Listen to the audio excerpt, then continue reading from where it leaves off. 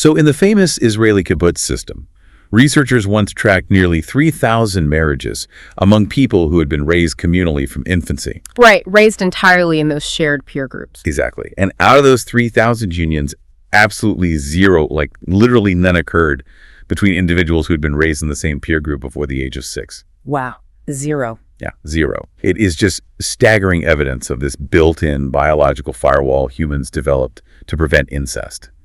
But if our evolutionary defenses are really that foolproof, why does a massive new 2025 global review reveal that millions of modern families are currently hiding this exact type of abuse behind closed doors? Yeah, we are looking at a really profound contradiction here between our evolutionary biology, our historical power structures, and the invisible realities operating inside modern family homes. Welcome to the Deep Dive. Today we are tackling a complex, universal, and deeply taboo subject, which is incest. Now, for anyone listening who follows anthropology or evolutionary biology, you know this isn't just some ancient royal quirk or an archaic rule. No, it's not at all. Right. Our mission today is to move past the initial shock value. We want to understand the biology, the history, and the psychology of this taboo. Because understanding why this aversion exists and precisely what happens when the firewall breaks down, it offers profound insights into human psychology and the invisible dynamics within our own families. Absolutely. Ultimately, we are shedding light on a hidden modern crisis. And to map all of this out, we are working through a really compelling stack of sources. We have 2 comprehensive encyclopedic entries detailing the history, the biology, and the sociology of incest. The foundational stuff. Exactly, along with the foundational literature on what's called the Westermarck effect. And we are pairing that deep historical context with a groundbreaking 2025 scoping review on sibling sexual abuse. Okay, let's unpack this. We have to start with the historical paradox. Yeah. Because while almost every society on Earth has some version of an incest taboo, prohibiting sexual activity between close relatives, the ruling classes actively subverted it. They really did. They weren't just tolerating it. They often required it as a mechanism to preserve power and lineage. Yeah, if you look at the historical record, it was a highly calculated political strategy. Like in ancient Egypt, royal sibling marriage was entirely normalized to echo their creation myths. Right, like Tutankhamun. Yes, Tutankhamun married his half-sister, and Cleopatra was famously married to 2 of her younger brothers. Her own parents were brother and sister. It was wild to think about. It is. And this wasn't just an isolated geographic phenomenon either. The Maya kings engaged in this. Shield Jaguar II married his aunt. Wow. And in the Inca Empire, rulers frequently married their sisters. It was everywhere at the top of these hierarchies. I was reading the notes on Achaemenid Persia too, which adds this really interesting layer of public perception to it. Because Greek sources claim that the Persian Shah Cambyses II married 2 of his sisters. Right, the Herodotus accounts. Yeah. But modern historians often view that as antagonistic propaganda, like designed by his enemies to portray him as mad and vain. Which is telling, right? Exactly. The mere fact that his enemies used incest as a political smear campaign shows that for the average citizen at the time, this was considered a totally blasphemous act. It highlights the massive disconnect between the rulers and the ruled. The ruling class viewed their bloodline as divine. They thought it was something that would be polluted by mixing with outsiders. It's essentially a flawed game of Monopoly. How do you mean? Well, these ancient royals were trying to hoard all the wealth, all the property, and all the quote-unquote divine blood on a single square of the board. They were determined to keep everything inside the family vault. But they were completely ignoring the biological bankruptcy that this genetic hoarding was guaranteed to cause. The biological bankruptcy, that is a great way to put it, because the physical results of that hoarding eventually toppled dynasties. Now, the European royals. Exactly. We see this vividly in the royal houses of Europe, like the Habsburgs and the Bourbons, the famous Habsburg jaw, which was a severe facial deformity, and the profound physical and developmental disabilities of Charles II of Spain. It perfectly illustrates the inevitable physiological crash that happens when you circumvent the taboo. In that biological bankruptcy, it isn't about creating new genetic mutations out of thin air, right? It's about exposing what's already there. Precisely. That is the core mechanism of inbreeding depression. When you have 2 unrelated people reproducing, one might carry a rare, harmful recessive mutation, Right. but the other likely has a dominant, healthy version of that gene, so the child is fine. but close relatives share a massive fraction of their DNA. So that changes completely. Entirely. Inbreeding drastically increases the statistical probability that two homozygous recessive alleles will pair up. Those hidden deleterious traits are suddenly expressed. The statistics from the sources put a very sharp point on this. Like, a study from a few decades ago found a 4.4% excess mortality rate for the children of first cousins, which is notable. It is. But when you look at first-degree relatives, children of parent-child or sibling unions, they face a staggering 20 to 36% chance of perinatal death or major severe disability. It's a massive jump. It really is. And to combat those exact odds, humans developed an evolutionary psychological defense mechanism. Right, and this brings us to Edward Westermarck. He was a Finnish anthropologist who formalized this theory back in 1891.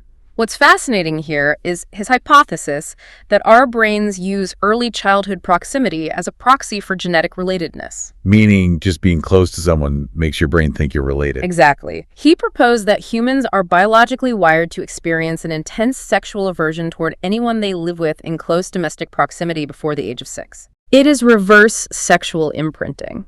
If you share a living space during those critical developmental years, your brain categorizes that person as a sibling.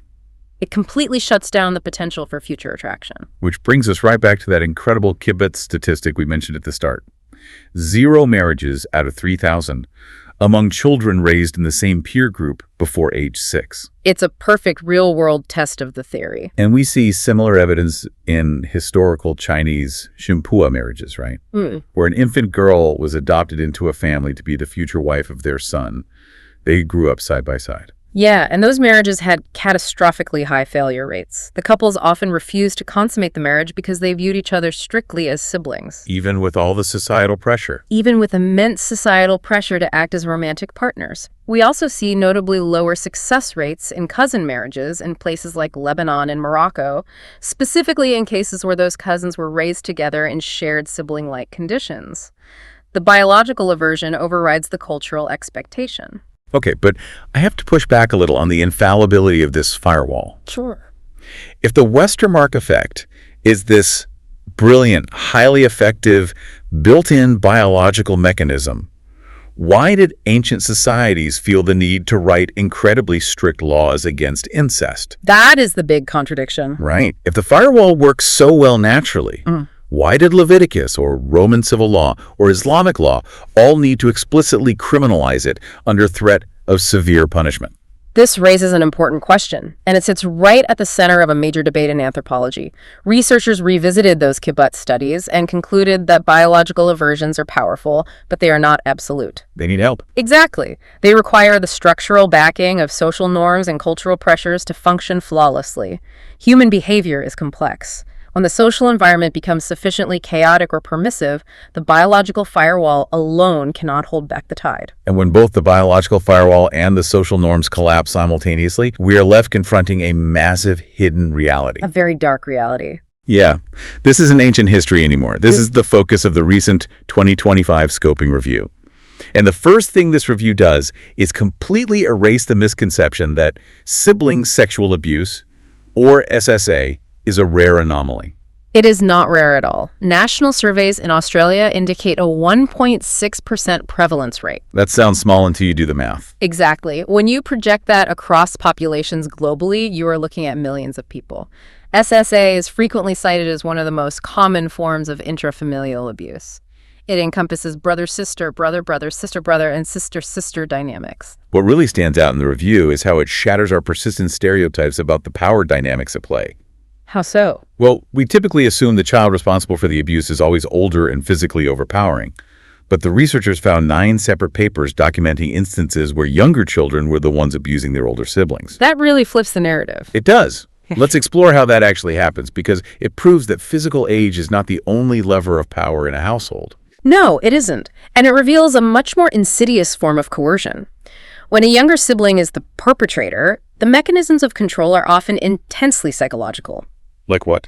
They might use blackmail, threatening to reveal a separate secret to the parents if the older sibling doesn't comply, Or they might exploit the older sibling's ingrained sense of responsibility, manipulating this quote-unquote special relationship to ensure compliance. That is so manipulative. It is. The age dynamics are incredibly varied.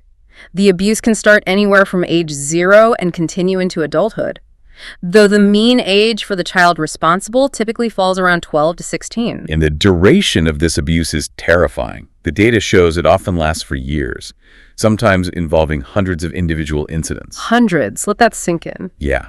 Alongside force and blackmail, there's bribery and just intense psychological manipulation. Which leads us to the environment where this thrives. The research notes that this frequently occurs in families dealing with immense stress. Yes, systemic family stress is a huge factor. Like one study noted that almost 40% of the children responsible for the abuse had a parent with a formal history of mental illness. We're looking at environments steeped in domestic abuse or parental substance misuse. Though it is really crucial to note that the review also emphasizes SSA happens in typical two-child homes with absolutely no obvious external dysfunction. Wow, really? Yes. Yeah. The outward appearance of the family does not dictate the internal reality. It's the paradox of the home environment. Yeah.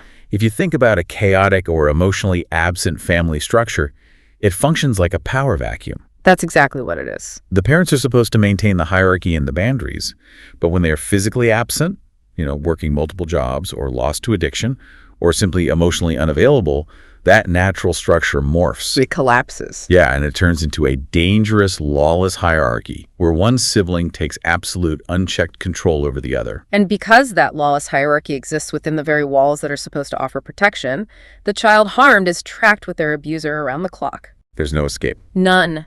This relentless proximity creates a profound wall of silence, making disclosure incredibly difficult and compounding the psychological damage. Well, sure. If the parents are the ones creating that power vacuum, the child has absolutely no one to safely report this to. The scoping review details massive internal barriers to disclosure during childhood. The primary barrier being profound shame. Tragically, the victim often internalizes the manipulation and actually feels responsible for the abuse. Which is heartbreaking. It is. Furthermore, young children literally lack the sexual vocabulary to articulate what is happening to them. If a child already perceives their parents as overwhelmed or fragile or emotionally distant, they will instinctively choose to suffer in silence rather than burden the adults further. But when a child finally does find the vocabulary and the courage to disclose, the reaction they get is often a secondary and sometimes worse, trauma. Sadly, yes. The review found that children are frequently met with absolute disbelief. Parents will minimize the behavior, writing it off as just normal sexual exploration or kids just playing, or, even worse, they take the side of the child responsible. Why does a parent side with the perpetrator over the victim? It often comes down to the parent's psychological self-preservation. Acknowledging that one of your children has been routinely abusing the other shatters your fundamental identity as a capable parent. I can see that. To accept the disclosure means accepting that their home is profoundly unsafe. That requires a catastrophic dismantling of the family unit. So, to avoid that reality, they subconsciously choose denial. They minimize the abuse, or they actively blame the victim for, quote-unquote, trying to tear the family apart. Here's where it gets really interesting, in a devastating way. The family dynamic upon disclosure operates almost exactly like an autoimmune disease. That is a very accurate comparison. Right. The family's immune system is the parents. Their explicit biological and social job is to attack the infection, which is the abuse. But instead, the immune system gets confused and attacks the patient, the child who is disclosing the trauma. They turn on the one asking for help. Exactly. They turn all their defensive mechanisms onto the victim, making the systemic damage exponentially worse than the initial infection. And because the family's internal immune system is so compromised, the psychological fallout for the child harmed is severe and chronic. The review documents high rates of PTSD, complex PTSD, hypersexualization, substance misuse, and lifelong debilitating struggles with intimacy and depression. And the blast radius extends to everyone in the house. The parents, once the denial finally breaks, they suffer profound grief, their own PTSD, and crippling self-blame. But the review also highlights a really unique group in all of this. Bystanders. Yes, the non-abused siblings living in the home. What happens to them? Well, the non-abused siblings are left totally dependent on the parents to explain the sudden, explosive chaos and tension in the house. But because the parents are failing to process it themselves, the bystanders develop extreme polarized coping mechanisms. Like what? They either step into the parental void and become hyperprotective of the victimized sibling, essentially becoming their bodyguard, or they withdraw from the family entirely. They will completely estrange themselves just to escape the unmanageable dysfunction of the household. Because the family unit is acting like a malfunctioning immune system, internal resolution is just impossible. You have to bring in an external mechanism to recalibrate the family. So how do professionals actually navigate a trauma this layered and complex? Historically, the professional response failed on almost every front. Oh, really? Yeah. Early interventions typically minimize the abuse entirely, or they lean strictly into punitive criminal justice models. You're just treating them like adult offenders. Exactly. They would simply extract the child responsible, sending them to a juvenile facility or foster care, without offering any therapeutic scaffolding to the child harmed, or the family as a whole. It was about separating bodies, not healing trauma. But the new review highlights a significant shift in modern practice, right? Experts globally, in the UK, the US, Australia, Israel, they are all now pushing for a collaborative whole family approach. Yes, and one of the central interventions they discuss is the clarification process in therapy. How is that actually executed safely? Because putting them back together sounds risky. It is, which is why the clarification process is highly structured and requires intense therapeutic oversight. It doesn't happen overnight. Step 1 involves separate individual therapy for both siblings. The child harmed is given the vocabulary and safety to process their trauma. Makes sense. Simultaneously, the child responsible is prepared to accept absolute accountability without defensive deflection or minimizing the events. Okay, so they have to own it. Entirely. And step 3 is the mediated coming together. The child responsible must look at the child harmed, state the reality of the abuse out loud, and validate that it was entirely their fault. Wow. It is a grueling process, but it is essential for the child harmed to fully recognize the reality of their abuse and for true recovery to begin. I have to ask a very difficult question about that accountability step, though. Okay. How does a professional balance justice for the victim with healing for the perpetrator when the perpetrator is also a child living in the same house? Especially when we look at the source data here, which notes that between 58 and 71% of boys who sexually abuse their siblings have been severely abused themselves. A huge factor. They're acting out their own physical or sexual trauma. So how do you handle that? If we connect this to the bigger picture, this dual victim, dual perpetrator reality is exactly why the recent scoping review demands vastly more nuanced research. You cannot view intrafamilial abuse through a simplified lens of a pure villain and a pure victim. Right. It's not black and white. It isn't. It requires a systemic approach that strictly prioritizes safety. Stopping the abuse immediately through physical boundaries, while simultaneously addressing the profound underlying trauma of the child responsible. Because punishing a traumatized kid doesn't work. Exactly. Throwing a punitive adult criminal justice approach at a traumatized 13-year-old does not heal the family structure. It merely perpetuates the generational cycle of abuse. Man, it is incredibly heavy material, but pulling this out of the shadows is so vital. We have covered a massive amount of ground today. We really have. We started by looking at the calculated, lineage-obsessed incest of ancient royal dynasties where the taboo was intentionally subverted for power. Yep. We explore the evolutionary safeguard of the Westermarck effect, unpacking how our brains rely on early proximity to build a biological firewall against the devastating costs of inbreeding depression. The firewall that sometimes fails. Right. And finally, we confronted the hidden reality of sibling sexual abuse. We explored the complex power dynamics, the autoimmune-like failure of the family structure upon disclosure, and the modern push for nuanced whole family healing. It's a lot to process. It is. So what does this all mean for you? Why carry this knowledge forward? Well, by pulling back the curtain on these complex, taboo corners of human behavior, it equips us to be vastly more empathetic. Absolutely. It helps us remain vigilant and supportive of the invisible, deeply hidden struggles that might be occurring in the families around us. We learn to look past the structural facade of the house. Empathy, vigilance, and a willingness to question our assumptions. I want to leave you with a final, lingering thought built directly from the science we discussed today. Let's hear it. We established that the Westermarck effect relies strictly on physical proximity on shared living spaces and constant interaction during the first 6 years of life to build our natural aversion to incest. Right, the early childhood window. So we must ask, How might modern shifts in family structures be quietly affecting this? Consider the rise of prolonged parental separations, or the heavy reliance on institutional childcare from infancy, or highly fragmented blended households where half-siblings and step-siblings bounce between different homes and never share that constant early proximity. Oh, wow. I hadn't thought of that.